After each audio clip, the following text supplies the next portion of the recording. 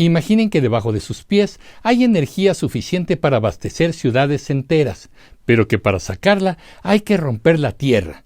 Suena intenso, pero eso, comunicativos, es justo el centro de uno de los debates más polémicos del mundo, el fracking.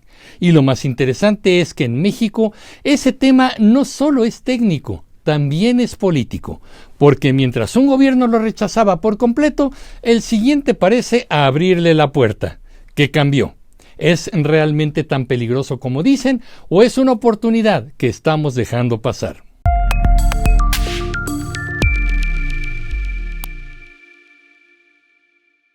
Primero vamos a lo básico. El fracking o fracturación hidráulica es una técnica para extraer petróleo y gas que están atrapados en rocas muy profundas. No están en bolsas fáciles de sacar como el petróleo tradicional. Están atrapados en pequeñas grietas dentro de la roca, especialmente en lo que se llama lutitas. Entonces, ¿qué hacen las empresas que aplican la técnica del fracking? Perforan un pozo vertical que luego se desvía horizontalmente y una vez ahí, inyectan agua a alta presión mezclada con arena y químicos. Esa presión rompe la roca y libera el gas o el petróleo. La arena mantiene abiertas esas pequeñas fracturas para que el recurso pueda fluir hacia el pozo. Suena ingenioso, pero también un poco agresivo. ¿Para qué sirve? Como ya lo dijimos, el fracking sirve principalmente para obtener gas natural y petróleo que antes eran imposibles o demasiado caros de extraer. Gracias al fracking, países como Estados Unidos pasaron de depender de la energía extranjera a convertirse en grandes productores. Y aquí entra un punto clave. El fracking no es nuevo, pero su uso se disparó en las últimas 2 décadas. En Estados Unidos, por ejemplo, el fracking transformó completamente el mercado energético. Hoy es uno de los mayores productores de petróleo y gas del mundo.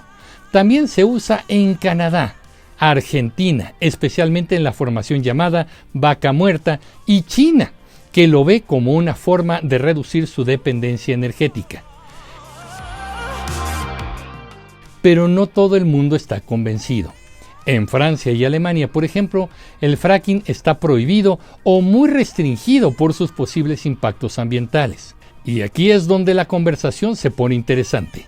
Las ventajas del fracking son claras. Puede generar muchísima energía, reducir la dependencia de importaciones, crear empleos y bajar los precios del gas. De hecho, en algunos países el acceso al gas barato ha impulsado industrias completas. Pero ahora vienen las desventajas que son las que generan tanta polémica. Primero, el uso intensivo de agua. Cada pozo puede requerir millones de litros. Segundo, el riesgo de contaminar acuíferos, si los químicos o el gas se filtran. Tercero, la posibilidad de provocar pequeños sismos debido a la presión inyectada en el subsuelo. Y cuarto, las emisiones de metano, un gas de efecto invernadero muy potente. Entonces, comunicativos no es blanco o negro, es una balanza complicada entre energía y medio ambiente. Ahora sí, vamos al caso de México. Durante el gobierno de Andrés Manuel López Obrador, el fracking fue totalmente rechazado. Su postura fue muy clara: no permitir nuevas prácticas de fracturación hidráulica. La razón principal que argumentaba era proteger el medio ambiente, especialmente el agua y las comunidades cercanas a las zonas de extracción.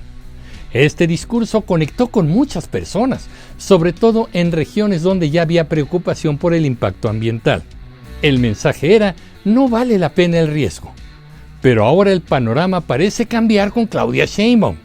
Aunque Sheinbaum también ha tenido una trayectoria supuestamente enfocada en el medio ambiente, de hecho ha vendido siempre el argumento de que es científica, su postura hacia el fracking ha generado debate.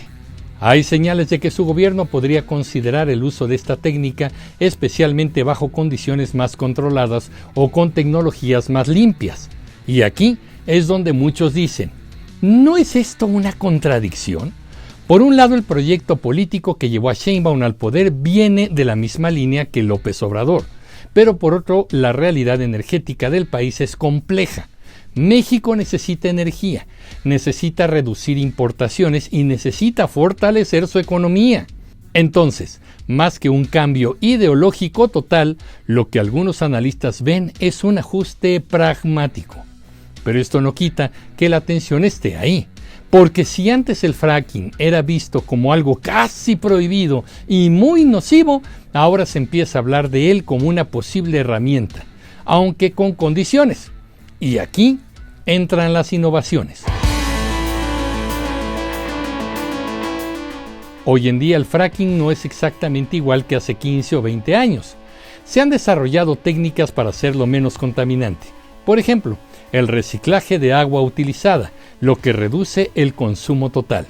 También hay mejoras en los sellos de los pozos para evitar filtraciones. Incluso se están utilizando fluidos menos tóxicos en algunos casos. Además, hay monitoreo sísmico en tiempo real para detectar cualquier actividad anormal y detener operaciones si es necesario. No es perfecto, pero tampoco es el mismo proceso de antes. Entonces, comunicativo, la pregunta clave no es solo fracking sí o no, sino cómo, dónde y bajo qué condiciones. Porque en el fondo, este debate refleja algo más grande, el dilema entre desarrollo y sostenibilidad. México tiene recursos energéticos importantes, pero también tiene desafíos ambientales muy serios, y cualquier decisión en este tema va a tener consecuencias a largo plazo. Lo que hace este momento particularmente interesante es esta aparente contradicción entre dos figuras del mismo movimiento político. Por un lado, López Obrador representó una postura de rechazo, basada en la protección ambiental y en una visión más cautelosa. Por otro lado, Sheinbaum parece estar explorando una postura más flexible, posiblemente apoyada en avances tecnológicos y en la necesidad energética del país. ¿Es incoherencia? ¿Es evolución? ¿Es presión económica? Probablemente es una mezcla de todo. Y esto es lo que hace que este tema sea tan relevante hoy. Porque no se trata solo de energía, se trata del futuro del país, de cómo vamos a producir lo que necesitamos sin destruir lo que tenemos. Y ahí, comunicativos, no hay respuestas fáciles. Pero si hay algo claro, entender estos temas nos permite opinar con más criterio, más allá de posturas políticas o discursos simplificados.